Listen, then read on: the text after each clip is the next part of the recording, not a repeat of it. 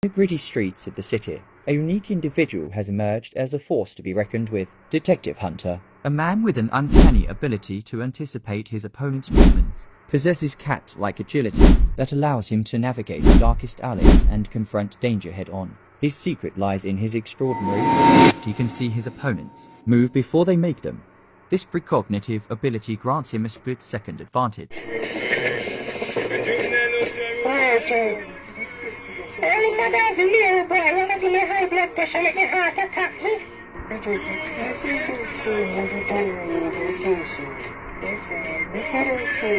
Highly defective, that child.